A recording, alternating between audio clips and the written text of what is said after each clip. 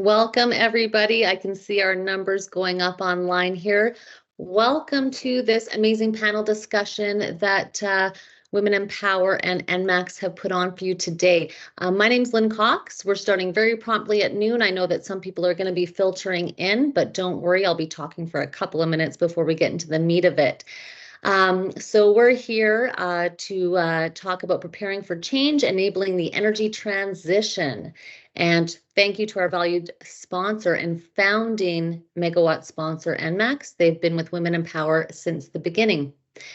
And first, I'd like to start off with a land acknowledgement. I know we are online. I'm based here in Calgary, as many of you are, and in other places in Alberta and maybe even across Canada. So we stand here today on Treaty 7 territory, the traditional lands of the Blackfoot Confederacy, comprised of the Siksika, Kainai, and Piikani First Nations, the Tsuut'ina First Nation, and the Stoney Nakoda Nation. And the city of Calgary is also home to the Métis Nation of Alberta Region 3. So I'm going to launch right into it. A couple of housekeeping items before we get into the really interesting stuff. So this conversation is going to be recorded, so not to worry, you can share it with your colleagues. Just stay tuned on the Women+Power networks because we will be putting that out after the event. So this will be recorded so everybody's aware. For those of you who registered online, we will be sending a survey after the event, and we ask please take 3 to 5 minutes to fill that out to give us feedback. So that'll be going into your inboxes today. And then also, we're going to have this panel discussion. There's going to be an opportunity to ask your questions. There's a little Q&A function. You can type your questions in there. They're going to be collected. And then in about the last 10 to 15 minutes, so just before 1 o'clock, we're going to have an opportunity to have our panel answer those questions. So just type your questions into the chat. And I just want to talk for a couple of minutes about what Women+Power is. So many of you are members of Women+Power. So we were founded in 2020 by a few members, board of director members, and sponsors. ENMAX was one of our founding sponsors back in 2020. They've been with us over the course of this 4 years. And so, to date, we have just over 1,000 members. We have 17 corporate financial sponsors, and we're always increasing the number of events and programs that we're offering our members. So we're pretty happy with that growth. And so what we do is we try to support, connect, and inspire women in Alberta's power industry. And so how we try to do that is by offering, relevant, informative, and social, presentations, activities, and events. This being a prime example. We've had so much interest in this event, almost 450 registrants, so that's amazing. So many of our events are online, as this one is. Some are a hybrid, online, in person, and then others are more social in-person gatherings. And so in 2024, we're also going to be going into the Edmonton market, so stay tuned for information on that. And also we're going to be announcing soon another panel event happening in early April that we think you'll find very interesting. We're just working out the fine details. And then we hope to see some of you at the annual IPSA conference on March 10th. And so I'd like to take this opportunity again to thank ENMAX, one of our founding sponsors. It is really because of our sponsors that we're able to host events like this. So ENMAX is a megawatt sponsor. I'd also like to just briefly acknowledge our sponsors. AltaLink is a gigawatt sponsor. Other megawatt sponsors, Capital Power, Infinite, and TC Energy. And then we also have kilowatt sponsors, ATCO, Black & Veatch, Burns & McDonnell, Denton's, Fortis Alberta, Heartland Generation, Iconic Power, IPSA, Masqua, Osler, Siemens Energy, and TransAlta. So we've got some amazing companies that are behind us and allow us to put on these events. And so thanks to ENMAX for hosting this event. Their team has put in the legwork for this event. All of our panelists, their marketing and events and coordination teams. So we couldn't do these events without sponsors like ENMAX. So thank you so much, ENMAX. And now I want to introduce Sarah Stevens, our moderator today. So Sarah Stevens is Vice President, Customer Relations and System Development with ENMAX Power. And they're at the forefront of this transition, what we're discussing today. So Sarah leads a dynamic and a committed team that develops plans for the transmission and distribution system in Calgary and creates innovative solutions for customers to facilitate the future of electricity. Sarah also leads customer experience and commercial management for ENMAX Power with a focus on driving value and enhancing the customer experience. So we're so lucky to have Sarah moderating today. And now I'll hand it over to Sarah. Thank you, Sarah. Thanks, Lynn. Thank you to Women+Power for having us here today. Good afternoon, everyone. It's a pleasure for me to be able to moderate this panel and to be able to, interact with this community on a really exciting issue around enabling the energy transition. At ENMAX, we are adapting to the changing needs of our customers and leading the way as enablers of the energy transition. Our customers are telling us what they're looking for, and we're seeing a growing demand for different energy solutions. And that's everything from electric vehicle adoption to solar panel installations. We know our customers are interested in electrifying their lives. Customers are at the center of everything we do, and that's motivating us to take a customer-focused approach to the energy transition. We're committed as well to ensuring that Calgarians can maintain and count on a safe, reliable, and cost-effective transmission and distribution electricity system. So I'm really excited to have this conversation today with my ENMAX colleagues. As Lynn mentioned at the beginning, these are women that inspire me, that I get the privilege of working with day in and day out at ENMAX. And I think you'll enjoy their unique perspectives on the industry and how the energy transition is going to change our business. So with that, I will start introducing our panelists. First up is Stacey Mercer. She's our Director of Customer Affordability with ENMAX Energy, which is ENMAX's generation and retail business. She's at the center of key programs launched to support affordability for customers that are struggling with costs. And she leads a skilled team of individuals that are working on new product offerings. She has over 20 years of experience. She's passionate about driving forward customer satisfaction, and she has a relentless goal of continuous improvement through innovative solutions. So welcome, Stacey. Nice to have you. Up next, we have Elisa Howland. She is a project manager at ENMAX Power with 20 years of project management experience in the energy industry. She's currently the project manager for ENMAX Power's largest infrastructure project to date, which is the replacement of Calgary's #1 substation. This substation was originally built in 1912, and I'm sure many of you on this call who are residents of Calgary are familiar with this construction project. It's happening down on 9th Ave, kind of in the downtown core. Construction of this project is critical for our customers, and it's going to ensure that Calgarians have safe, reliable power for many decades to come. Welcome, Elisa. Next up, Ravi. Ravi is our Vice President of Legal and Compliance with ENMAX, and she helps our business understand legal issues, risks, and really helps us problem solve through those, which is such a critical component of our team. She's been in the legal department at ENMAX for over 8 years and has worked on a variety of issues across all of our ENMAX entities, both in our regulated businesses and in our competitive businesses. She's at the center of collaboration and teamwork, which are desperately needed to move us through the complexities of the energy transition. Welcome, Ravi. And last, but certainly not least, we have Audrey Arnell. Technology will be the answer to many of our needs as we prepare the grid for the energy transition. So Audrey's with our Information Technology and Operational Technology Project Management Office, and she's going to be able to shed light on what we see in terms of enablement through technology and how we can accelerate and amplify impact through technology. Audrey will talk to you a bit about how she started her career in the engineering space and has definitely had a great career here with ENMAX. So thanks to the panel for joining today. I'm going to start off with asking Stacey a question. So Stacey, we're talking a lot about affordability in respect of the energy transition. It seems to be a topic that's kind of continually coming up everywhere you look, whether you're talking to your neighbors, you're looking at media reports, or talking to your utility about different solutions.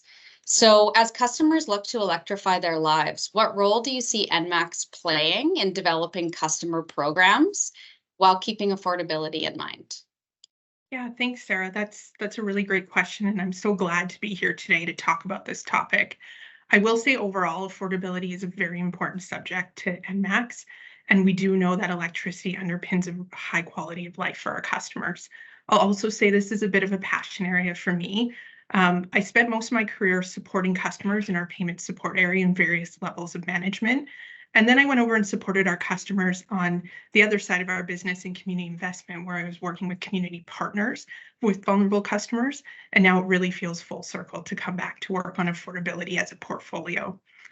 What we do know is customers that we serve come from all different social economic backgrounds. And in reference to the energy transition, we know that all customers are not going to move through the transition at the same pace. And we know that there are some customers who are going to require additional support from us. For the last few years, we have been heavily focused on affordability. We have built a corporate strategy, and that strategy really has three pillars under it. First is conservation. So that speaks to helping customers conserve energy. The energy transition really aligns with that. We have prevention, and those are activities and measures to help customers prevent themselves from getting into a place where they're unable to pay their utility bill. And then we have crisis support, and that's where we've got customers who are at that place where they're unable to pay, and we need to help with connection to community partners. Great, thanks, Stacey. So, when you speak a little bit about just kind of that additional support that we're seeing some customers need, and as you work through those three different kind of phases of work, I know ENMAX recently launched several new programs for customers, and that's aimed at providing both choice and options to help customers manage costs. Can you speak to some of the programs that ENMAX Energy has recently launched to support customers with this affordability? Yeah, happy to. So in 2023, we implemented a number of programs. Those were typically run in a pilot program approach. And we do that for a twofold reason. One, so that we can implement products and programs quickly, and two, so that we can measure them and ensure that what we are offering customers truly meets their needs. It's really easy for us to sit in our offices and ideate and come up with ideas that we think will solve customers' needs, but it's another thing to confirm that through measurement of a pilot. So in 2023, there were 4 pilots that I'm going to talk through that we launched. I'll just talk through them at a really high level. So first was pick your own due date. Now this might seem relatively straightforward. We do have customers who are seniors or those on a fixed income where they receive funds once a month. And because their due date with ENMAX was on a different date of the month, they were incurring late payment fees that they didn't necessarily need to. So we really targeted this at seniors and those on a fixed income. And what we found is by allowing customers to pick their own due date, we saw an increased satisfaction and we saw fewer late payment charges. The second pilot that we launched was around deposits. So when customers sign up for service with ENMAX, they're given a number of options on how they can receive service from us. And one of those is a security deposit. That is typically the last option after a customer might not be able to pass a credit check and may not feel comfortable being on pre-authorized payments with ENMAX. A security deposit is a significant amount of money. We're typically talking about $300 to $400 on top of the customer's electricity bills. So what we did is we ran a pilot where we actually waived that for customers, but we monitored them very closely for a 6-month period. From a psychological perspective, we thought about this as a little bit of a give to get. It builds trust with customers. We're waiving that up front with you as a starting point of our relationship, with the hope that you will pay the bills that are sent to you. And what we found through that one was 90% of the customers who were on that pilot were satisfied. And we only had 6% of the customers in that pilot that had to be removed because they weren't able to pay their electricity bills. So really good positive results there. The third pilot that we did was a tiered consumption pilot. So this was targeted to customers who had received financial assistance from one of our community partners in the past. So somebody who has struggled to pay their bill in the past. And what we did with those customers is we offered them a credit that equaled the difference between the posted regulated rate. And for context, that ranged from 15 through to 30 cents. Down to a 9 cent a kilowatt hour rate. So the credit difference between those two rates up to a certain threshold. And we did that so that there was a little bit of buy-in from customers to try to conserve and manage their electricity while they were receiving a credit from ENMAX. This one wasn't as positive as the other two I talked about before. We didn't see that late payments or arrears for those customers changed materially when they were on this program. And we also didn't see that it materially changed customers' consumption. It was a really good learning for us that in order to help customers who are struggling, we need to be providing a meaningful amount of money. Typically, that's going to be like $100 or plus a month, where this pilot was our credits were kind of in that $30 to $45 range. It just wasn't enough to move a customer out of their financial situation. But again, this is why we do pilots. It's a great learning of what we need to consider in the future when we're looking at affordability. Our last pilot program, and this is one that we've run for 2 years, is around load limiting. So as a utility, between the months of October and April, we are obligated to load limit customers rather than do full disconnections. But we've taken the approach of doing that year round. So in the last 2 years, we have not been financially disconnecting customers, but rather placing them on load limiters when they are unable to make payment. Now, there are a few exceptions to that, but in general, that was how we were handling customers. A load limiter allows a customer to have some basic electricity in their home. So the ability to run a furnace fan, a refrigerator, perhaps make dinner for their family or charge a cell phone. Think of the necessities of life. And over the last 2 years of running this pilot program, we've seen similar results. First is that customers who are on this program, they do reconnect at a slightly slower rate than customers who are fully disconnected. But we expected to see that. And that's because our customers are taking the time to connect with community partners and seek the financial assistance that they need to get reconnected, rather than drawing on emergency funds, borrowing from friends and family, and doing things like that. But what we did see is that customer satisfaction of customers increased 5%, which is huge in context. And verbatims that we heard from customers were things along the lines of, "Thank you for not fully disconnecting me and allowing me to have the essential power I needed in my home." And we strongly believe that's the right thing to do for customers who are struggling. Great, thanks for that, Stacey. That's a really helpful description of some of the pilots. And a couple things you said really resonated with me, and that's around the benefit of pilots and learnings. And some of them, have more kind of positives that come out of them than others, but still really great learnings there. And then the importance of building trust with our customers and how critical that's going to be, especially as we move through some of the new areas as we evolve with the energy transition and meet our customers' needs. So I'm going to move over to Elisa. Elisa, I mentioned as part of your bio that you're working on the largest infrastructure project ENMAX Power has ever done, which is the construction of one sub. Can you tell us a bit about that project and how a project like this is really critical to ensure the long-term reliability of the Calgary grid? For sure. So one sub is one of 3 substations that power Calgary's downtown core.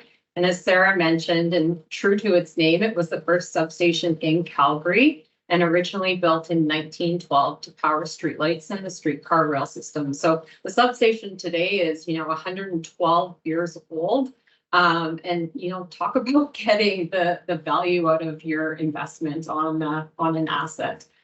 Today, the substation supplies power to almost half of Calgary's downtown area. The existing substation has reached end of life and needs to be replaced to ensure the reliability and integrity of ENMAX's transmission system. So we're currently building a new substation on a site directly west of the existing site on 9th Avenue between 7th and 8th Street.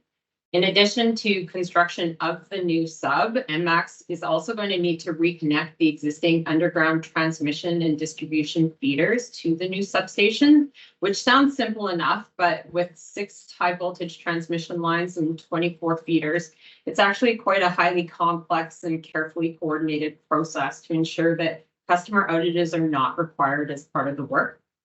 The project is currently in construction. Our building is starting to take shape. So it's really exciting down there at the moment to see these things come to fruition after years of planning and design activities. And the new site is slated to be operational by the end of next year. The project is driven by the need to ensure safe and reliable supply of electricity to Calgary's downtown. Downtown high-rises don't have the luxury of space for enough rooftop solar, and people working and living downtown expect to be able to charge their electric vehicles and parkades at hours that are convenient to them during the workday. So for these reasons, the transmission system availability and reliability is more important than ever to enable the energy transition. Great, thanks, Elisa. So we were talking a little bit earlier, I'm going to stay with you for a few more minutes, Elisa. We were talking a little bit earlier about just cost sensitivity and the affordability issue in the energy transition. And I know that, it's a sentiment we've heard a lot about, even with the construction of a project like One Sub, given its size, its location, and the importance of really keeping customers informed about what that project is, why we need to do it, and how it's really going to kind of enable their needs long into the future. Can you tell us a bit about how we have needed to communicate with customers and what we've heard is of importance to them as we've worked through this project?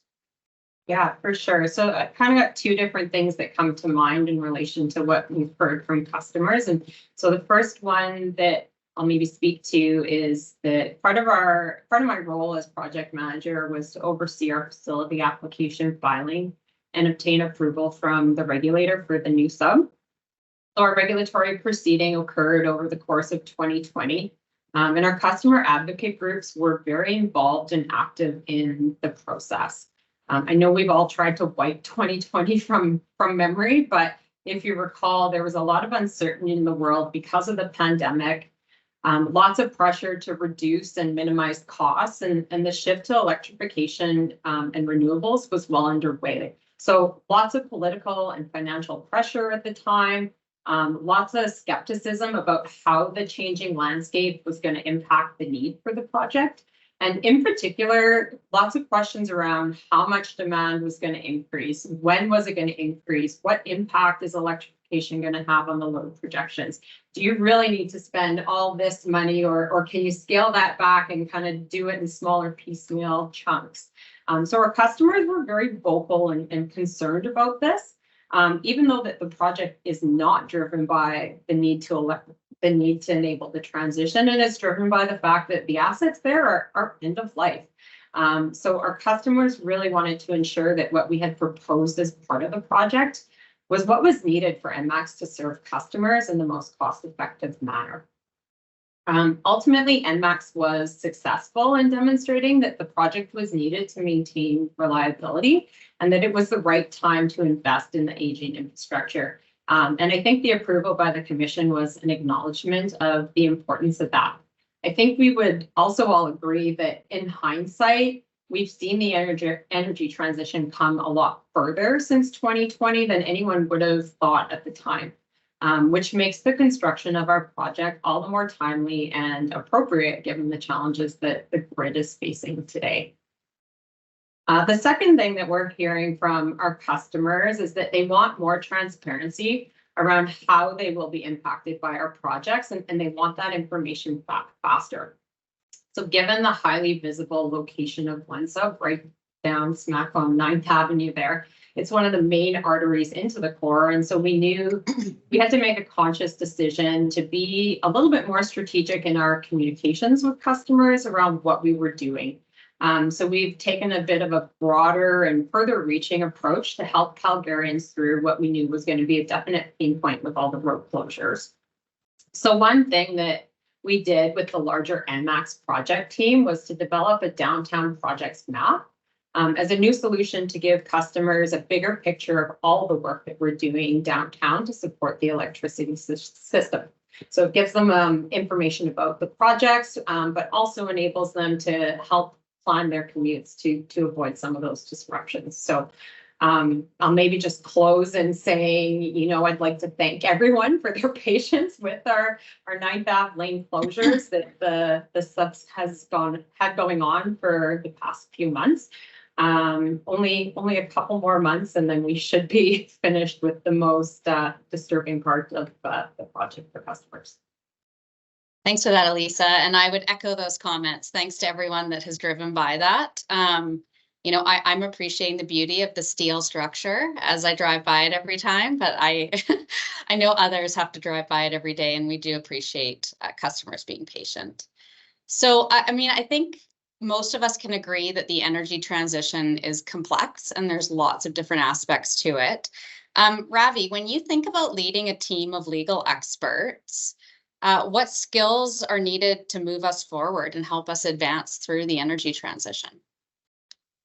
Oh, great question. You know, I think that the rapid pace of change in the industry right now is really forcing us as a legal department, but I think everybody as a whole, to determine what we need and what we have to achieve kind of our long-term corporate and social goals. So if I think about my experience in law or legal department specifically, we advise on risk. And historically, and this may be common to other corporate functions too, for good reason, we've had a very low risk appetite. But because the industry is changing so quickly into these unknown areas and advancements, and not really just one carved out space, which has historically been, you know, what we've seen for innovation, but it's spread across all facets of this industry, we're really having to examine how we partner differently to progress. And so as part of that partnership, I've been thinking a little bit about this. And as we continue to grow, we need to build or search for in the market a few different skills. And the ones that come to mind for me personally are agility and change readiness.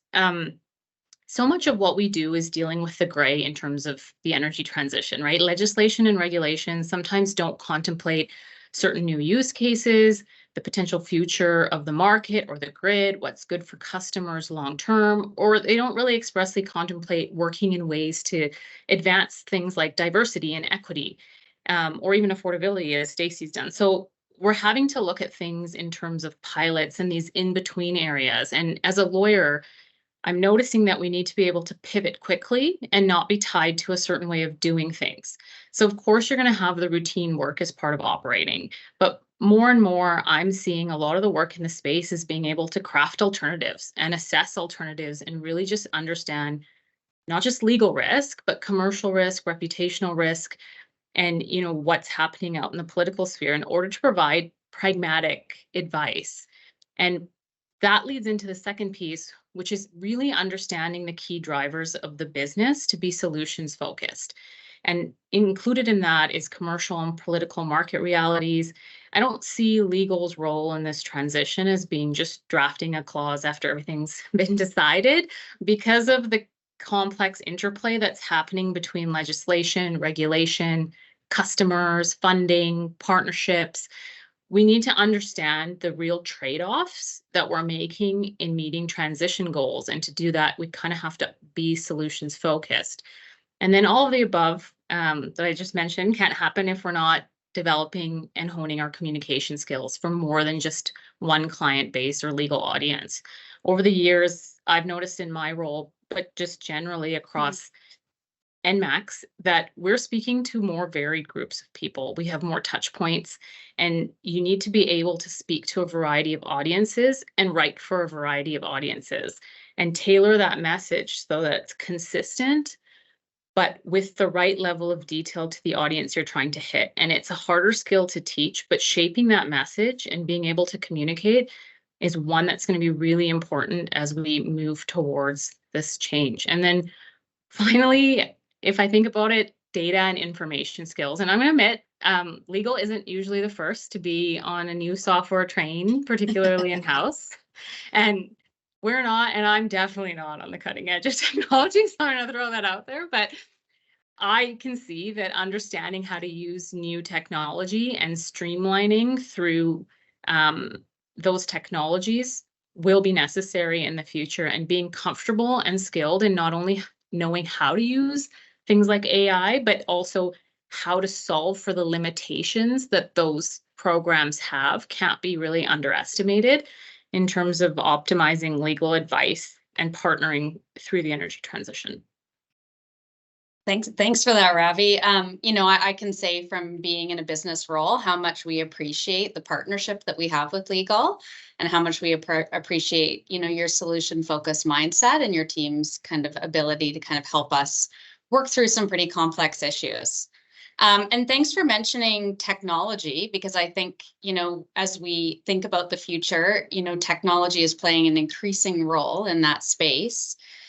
So Audrey, you know, data technology and rapid change is all around us, and something we can leverage as we lean into the energy transition. You know, I'm sure many people have gone in, played with ChatGPT, more things like Ravi mentioned. Some of us might not be the most technologically savvy, but luckily we have you, Audrey, and many other great people in our organization that help us with that. You know, what do you envision for the future of the energy industry when you think about technology? And how do you see technology and data playing a role as we kind of look to lean into that future? Yeah, well, I think that whatever I envision today will probably be inaccurate. I think historically we have seen the most impactful technological advancements and innovations were not expected, or at least did not have the impact or the effect that we predicted.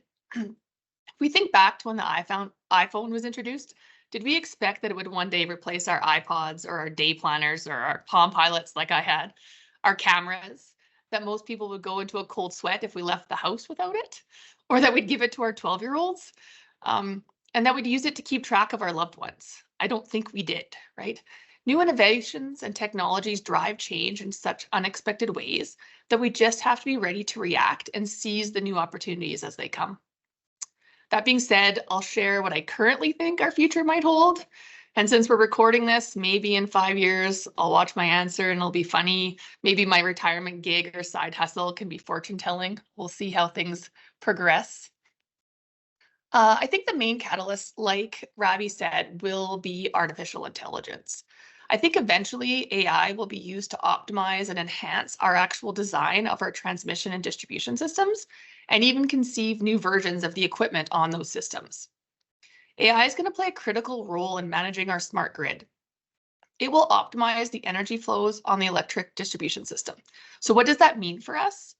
Well, by analyzing the real-time data from our ENMAX distribution equipment, like transformers and protection devices and switches, as well as our customer distributed energy resources, like solar and electric vehicle chargers and battery energy storage systems, it's going to reconfigure the flow of electricity within Calgary.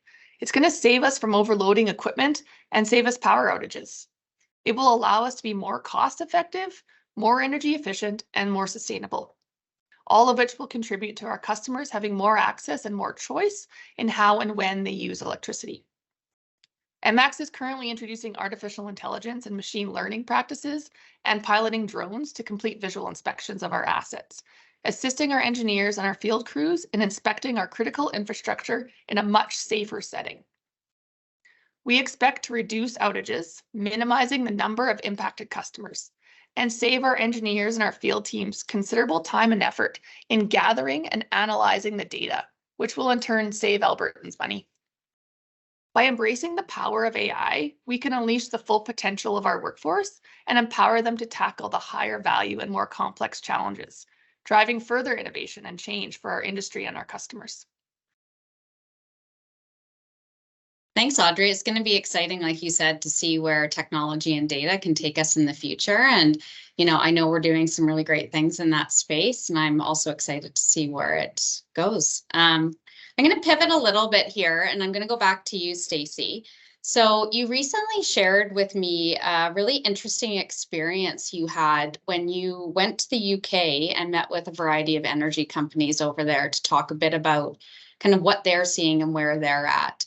I think we know that different countries and different organizations around the globe are all kind of pacing a little bit differently, and they're at a bit of a different space in terms of the journey, with the energy transition.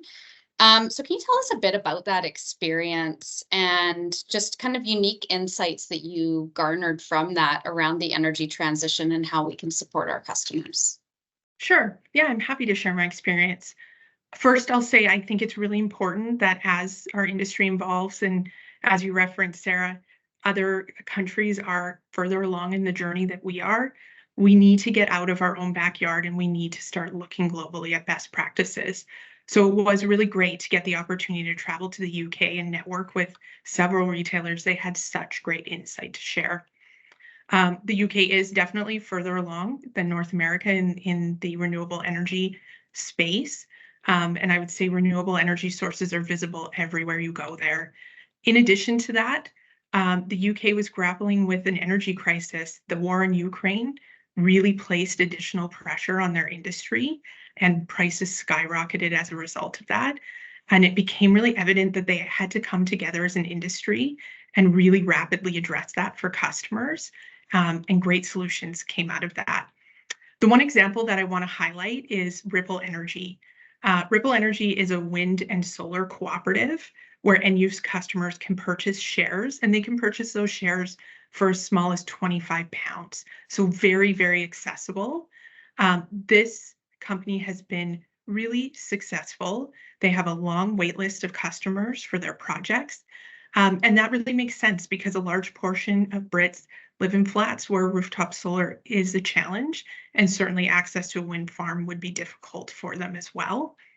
I bring up this example because Ripple stands out to me in the sense of they are led by a female CEO. And I actually don't think that renewable cooperatives are a new idea. I think it's even been tried in Alberta previously, but the success Ripple has speaks to me because it feels like right time, right place, and filling a need in the market. And then when I think about that in the sense of the energy transition, I really think women can provide a unique insight because we do have a different perspective, especially when it comes to household management and electricity decision-making. Women are typically at the forefront of that. And because of that, I think we need to be contributing to delivering solutions that are inclusive, accessible, and beneficial for all customers. Thanks, Stacey. I mean, such a neat experience that you had over there and great learnings that I know we're excited to continue to leverage and, tap into all the great things you learned. So speaking about getting out of our own backyard, Ravi, you and I have both shared a similar professional experience. We've both been participants in the Western Energy Institute Business Acumen program, as a participant in the program as well as a mentor for the program. I know that we have both attributed that program to being a bit of a career-changing experience for us. So I'm wondering if you can share a bit about your experience in that program and how that program really kind of helped your leadership journey when you think about the energy transition. Yes, definitely. I love talking about this topic. So for those who don't know, the Western Energy Institute WEI program is called Business Acumen for Emerging Leaders. And there's 1 to 2 participants from over 50 utilities across Canada and the US who are on their leadership journey. And as part of the program, you visit different host utilities, you get assigned a group and a mentor, kind of like school. You have to present at an annual meeting at the end of the session, and it includes all the attendees and executives of those different utilities. It's a neat program that spans about 8 months, and it's a time commitment. But for me, both as a participant, but as a mentor as well, it provided immense value in helping me build my leadership style and experience, but as well as creating opportunities to speak to different people in the industries and create a lasting network. Working in a corporate service like legal, you tend to have less business connections outside of your company.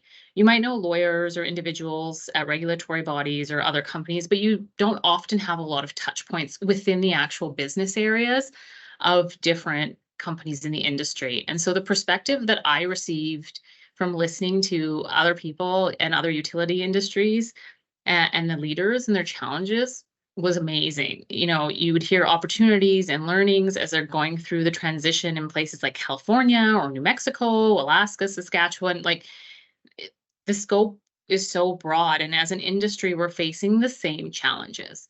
And quite often, we're not in a place where we're competing with one another. So having this group of individuals who's trying to solve the same problems, you know, like Stacey said, with UK, maybe further along in their journey, and we can all learn from each other and take that back. And I think that's so invaluable. And I don't think when I started, I quite appreciated the scope of what we were trying to accomplish as an industry as a whole with this transition. And to be honest, I don't think any of us actually really know the scope of where this is going to end up. But creating those connections has been so key to me. I still chat with so many people in the program. You know, you have career advice from people who are in the same area as business advice. And there's really such an amazing group of women, particularly, that I noticed through the program that's at the forefront of change and innovation, and just seeing how they're pushing boundaries, taking roles that aren't traditionally seen. It's just very inspirational. And then from a leadership perspective, presenting on a topic where everyone doesn't report to the same leader and priorities are different, backgrounds are different, nobody has background on the topic, really expanded my influencing and partnering skills. And if I'm being completely honest, when I participated and mentored in the program, I participated with probably a significant amount more vulnerability than I do at work. And that's because I felt like we were all starting at the same point. We knew what the end goal was, but none of us had expertise in the topic.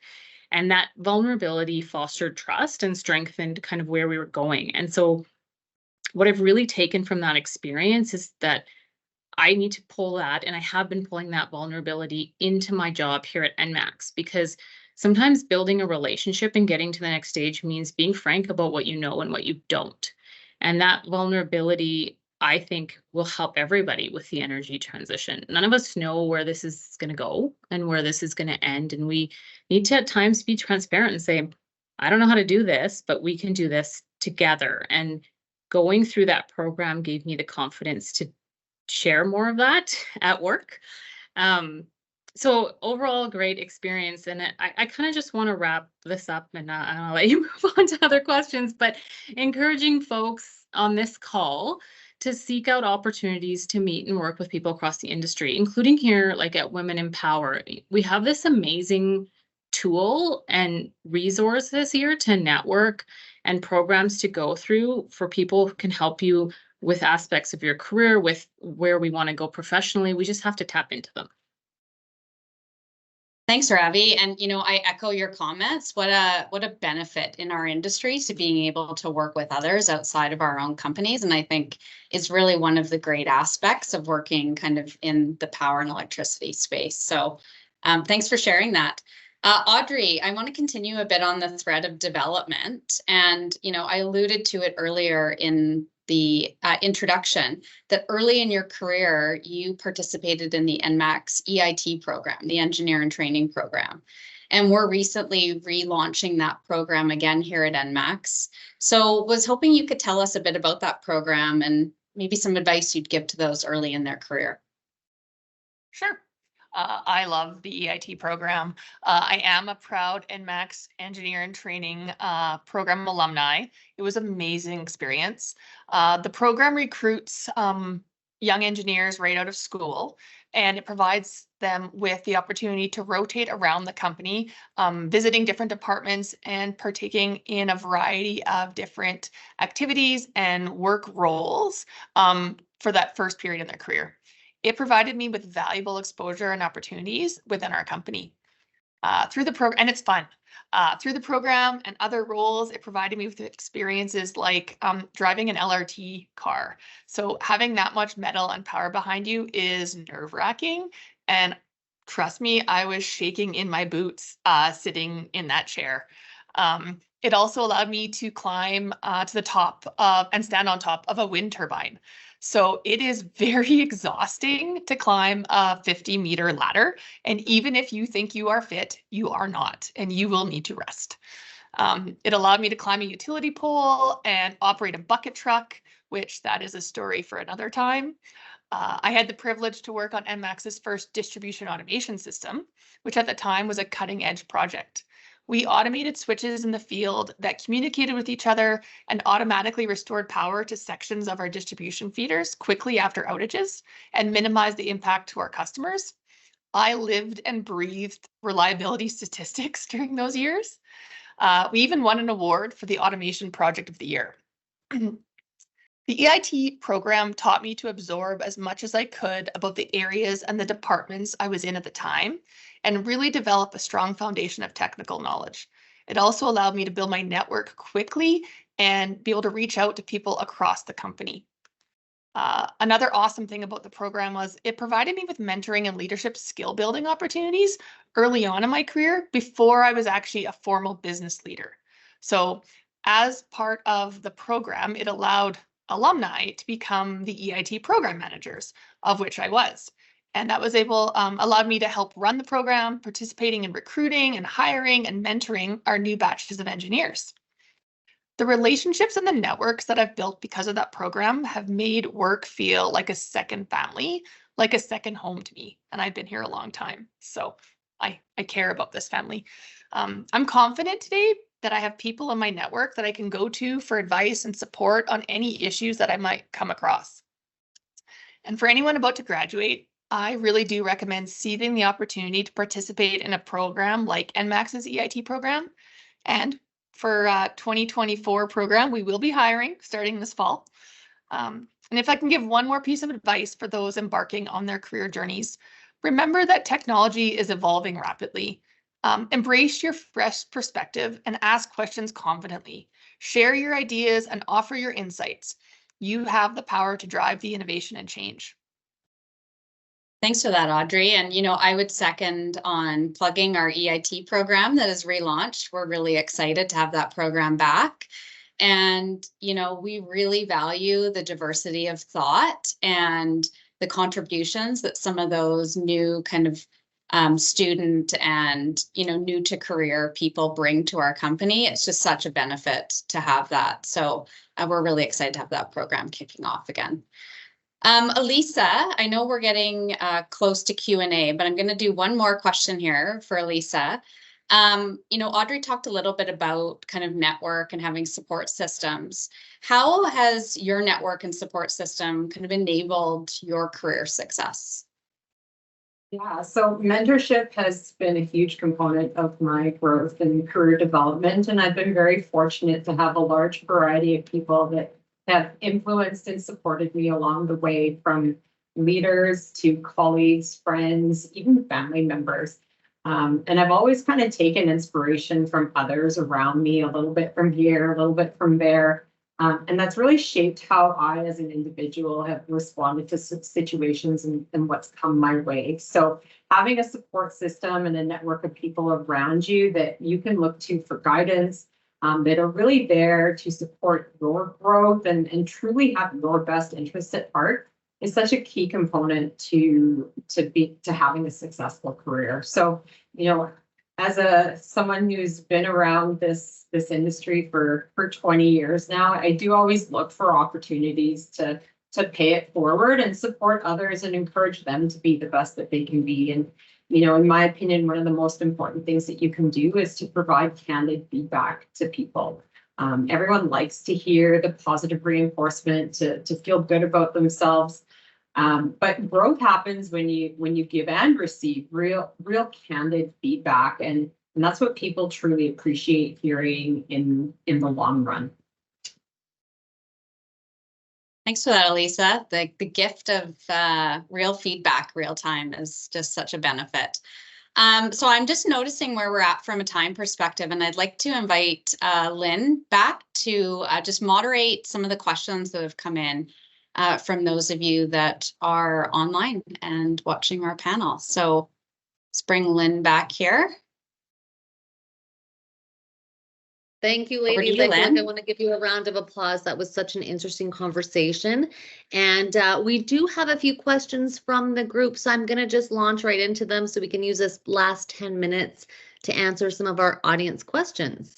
So the first question we have here, and I believe this would be directed to Alyssa, is are you going to be shutting down the old substation when the new substation is already online? Yes, that is the plan. So once the new sub is energized and operational, the existing substation will have all of the electrical infrastructure removed and salvaged.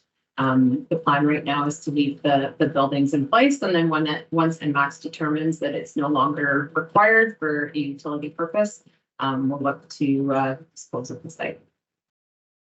Okay, thank you for that. And our next question here, I'm going to put this to you, Sarah, first. So how is ENMAX planning to accommodate the increased electricity infrastructure needed to accommodate electric vehicles? I love this question. We get this question quite a bit from a number of different angles. So I think a couple of the things you've heard on the call here today are really important to reinforce. We are continuing to invest in the foundational assets needed to support the distribution and electrical system for today, as well as what that system looks like for tomorrow. So we are continuing to prudently invest in that kind of base infrastructure that's just going to be so critical. We also are in the midst of deploying advanced metering. That program has been going on for a number of years, where we've been replacing old end-of-life meters with new meters that have functionalities and capabilities to do more. They are smart. And so we are looking to deploy those meters, and then as well the infrastructure needed to kind of support the integration of all aspects of those. That's going to be really important as we look to helping customers with some of that kind of demand side management side of things. That's going to be really important with electric vehicle infrastructure. So we've conducted a few EV pilots, and through those pilots, we have determined that people love to charge their EVs at dinner time, which is peak load time. Really interesting tidbit there is even during COVID and the pandemic, which was mentioned earlier, we still saw people charging at those times, which to me is a bit amazing. I didn't think many people were going many places. I know I wasn't. But, we really do see some habit behavior around when people are charging their electric vehicles. And we know that through energy efficiency, demand side management, and incenting customer behavior to move off of those times, we could leverage some of our system that's already built and in place, and then work to accommodate that integration of electric vehicles. So we have a number of things that we are planning and working through, and that's a couple examples of that. I'm really excited about the work our team does in this space, and I think it's going to continue to evolve as we see more and more electric vehicles coming onto our system. Mm-hmm. Thank you for that. So it sounds like ENMAX is planning and has a good handle on that. I'm going to direct this next question to maybe Audrey first. Audrey, could you expand more about the AI for visual inspection? How long has that been being used, and any highlights that you could share with the group here? Sure. So artificial intelligence and using piloting drones for visual inspections, it all leads to a lot of photos and a lot of data. So utilizing AI to comb through that data and find some meaningful and significant trends and areas that we could use to refine our predictive maintenance and plans, saving us money, saving us time and effort. That's the main use. It's been in use, and we've been doing different pilots for a couple of years now. We have a few other things on the books for 2024 and beyond, and we're excited to see what changes that's going to bring about for some of our different programs and things like that. Thank you for that. I'm going to go back to Sarah with this question here, and maybe it'll go to the group as well. But Sarah, how is customer participation in microgeneration, like solar, changing or affecting the grid? Yeah, so another area that we're definitely hearing more and more about at ENMAX. So we're seeing a couple different types of customer participation in microgen. So we're seeing it at the residential level as well as at the commercial level.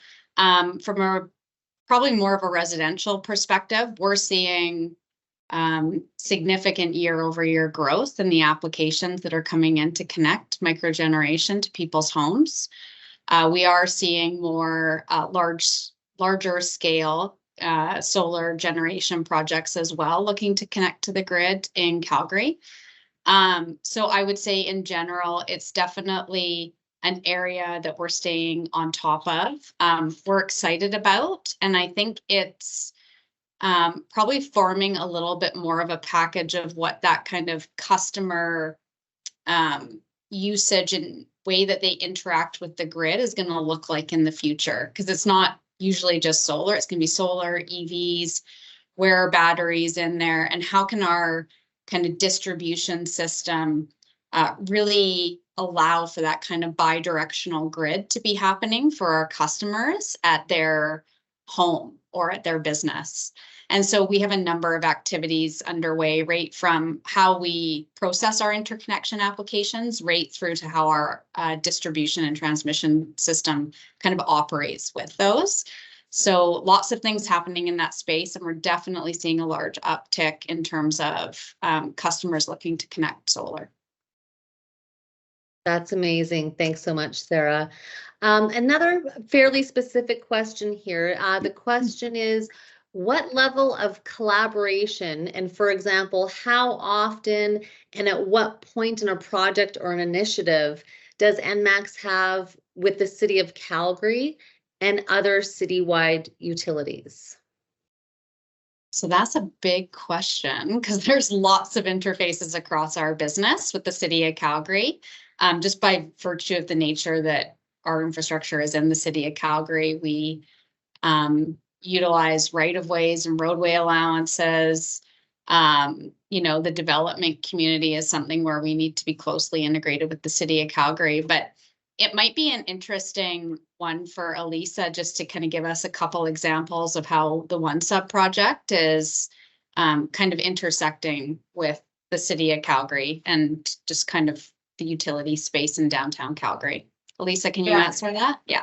Thanks. No, for sure. Definitely, like on our road closure front and the infrastructure that we are placing, off-site in the streets and roadways around the site, something that we've had to work closely with the City of Calgary on and make sure that it's aligned with what their plans are for the other utilities that are needed to serve Calgarians. So it's been, we've done a lot of work very closely with them and to ensure that we are coordinated and as well as the road closures. Like, that's a huge thing right now. It's not just our project downtown that's having an impact. There's all the work for, the Green Line and what's being done to ready that for construction, and anybody that's driven downtown, it's just a mess of detours all over the place. So there's lots of coordination that happens on a daily basis to try to make sure that everyone can get what it is that they need without having too much of an impact on their ends. Thank you both for responding to that question. And we have about 2 minutes left, so we're going to slide this last question in here. So how does ENMAX balance between the need for continued investment to enable the energy transition and pressure around reducing costs to ratepayers related to transmission and distribution charges? So that balance. And I can ask that question again. Yeah, so I can. I can go ahead and answer that one. Thank you. Thanks, Lynn. Yeah, so something we think about every single day at ENMAX is how to balance this. And I would say that from our perspective, every dollar matters. We know every dollar matters, and we are constantly looking for ways to prudently maintain the system to be safe and reliable, because we know that that matters for our customers. And, we are very privileged due to many people that were here long before me that we have such a safe and reliable system in Calgary. So we really do look to balance how to do that as prudently as possible and how to think a little bit creatively. And that's, you know, everything from traditional transmission system planning and how to do a different type of approach around integrating different projects together to perhaps defer or avoid certain costs, right through to making sure that if we are thinking about new ways to connect customers, or to provide options to customers, that we're piloting those and really making sure that they're driving value and benefit for our customers before we really look to make any sort of meaningful investment. So it's something we take really seriously, and we know cost pressures are important for our customers, and we're constantly looking to kind of manage that balance. Thank you so much, Sarah. And with that, we are at time. We're at 1 p.m. So that hour has just flown by. This has been such an amazing conversation. So thank you to Sarah for moderating all of our panelists. And thank you to ENMAX, our founding sponsor, for hosting this phenomenal conversation. Just a reminder to everybody, this will be recorded and distributed for replay. So if some of your colleagues wanted to check it out, or if you want to watch it again, that will be getting sent out. And with that, I will thank our panel, thank our attendees, and sign Thanks, off. Lynn. And let Sarah, thank you so much, everybody. Thank you. Have a And wonderful take rest care. of your day. Thanks everyone for coming. Thank you. Have a great day. Good day. Bye.